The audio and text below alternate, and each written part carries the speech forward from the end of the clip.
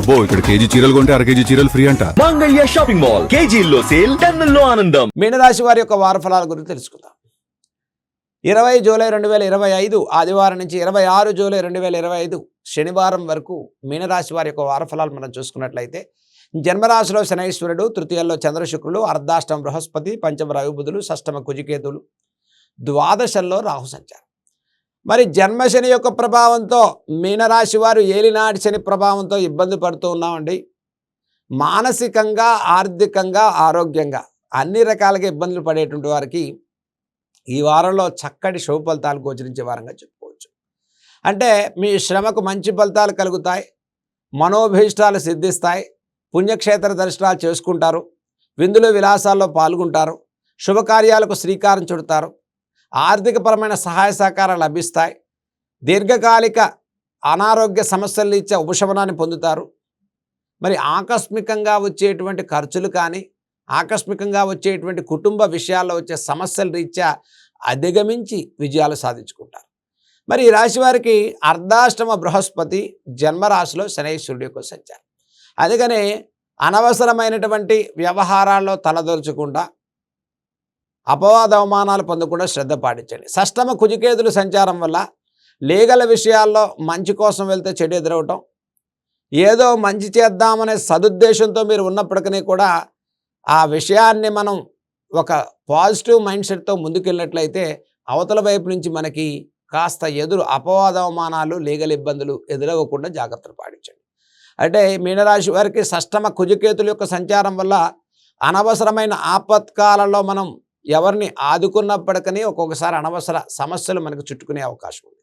కాబట్టి జన్మశని దోష నివారణ ప్రభావాన్ని మనం దృష్టిలో పెట్టుకుని ఈ రాశివారు అనవసర వ్యవహారాల్లో ఇన్వెస్ట్మెంట్స్ కానీ, పెట్టుబడులు కానీ, షేర్ మార్కెట్స్ కానీ, మధ్యవర్తిత్వం కానీ, పార్ట్నర్షిప్లు కానీ, లీగల్ కానీ, అలాగే iron, oil, automobile, exporting, importing, అట్లాగే ఇన్వెస్ట్మెంట్స్, కన్స్ట్రక్షన్ సైడ్ కానీ, మీరు రియల్ ఎస్టేట్ రంగాల్లో కానీ పెద్ద మొత్తంలో ఇన్వెస్ట్మెంట్స్ చేసుకునేటువంటి వారికి జాగ్రత్తగా ప్లాన్ చేసుకుని ముందుకెళ్ళడం చెప్పదగ్గ సూచన.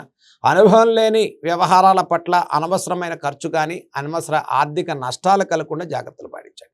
ముఖ్యంగా మీనరాశి వారికి ఈ వారంలో పంచమ రవి బుధులు, అర్ధాష్టమ బృహస్పతి యొక్క సంచారం వల్ల శ్రమతో కూడుకున్న కార్యాచరణ, దీర్ఘకాలిక అనారోగ్య సమస్యల నుంచి ఉపశమనాన్ని పొందుతారు, మనోభీష్టాలు సిద్ధిస్తాయి, విద్యార్థులకు ప్రోత్సాహకరంగా ఉంది, విదేశీ ప్రయాణాలు, విదేశీ ఉద్యోగాల వారికి అనుకూల పరిస్థితులు గోచరించే వారంగా చెప్పుకోవచ్చు.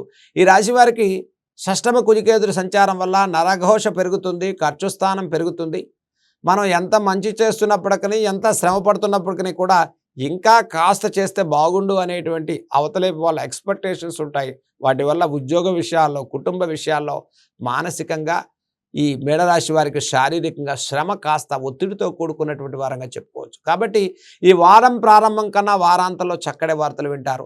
మరి కార్మికులకు, కర్షకులకు మీకు శ్రమకు, మీ కష్టానికి తగిన ఫలితాలే ఆశించిన మేరకు శుభ ఫలితాలు గోచరించే వారంగా చెప్పుకోవచ్చు.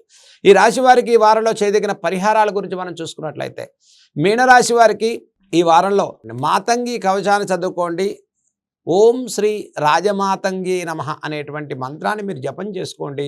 ప్రతిరోజు కూడా చక్కగా హనుమాన్ చాలీసా చదువుకోవటం, నవగ్రహాల్లో శనైశ్వరుడికి కోనపింగళ స్తోత్రాన్ని శనివారంలో చదువుకోవటం, శనిదోష నివారణ పరిహారాన్ని చేసుకోవటం, ఒక నువ్వుల నూనె దీపాన్ని పెట్టుకోవటం, నల్ల వస్త్రాన్ని దానం ఇవ్వటం, ఇటువంటి పరిహారాల వల్ల నవగ్రహాల్లో శనైశ్వరుడి అనుకూలత పొందటమే కాక శనివారం రోజు మీనరాశి వారు ఇటువంటి పరిహారాలు చేసుకోవటం వల్ల ఆరోగ్యపరంగా, ఆర్థికంగా, కుటుంబపరంగా, వ్యాపారపరంగా, వృత్తిపరంగా అన్ని విషయాలలో కూడా ఒక పురోభివృద్ధితో ముందుకెళ్ళి ప్రతి పనిలో చక్కటి విజయాలు సాధించుకొని ముందుకెళ్ళేటువంటి వారంగా మనం చెప్పుకోవచ్చు.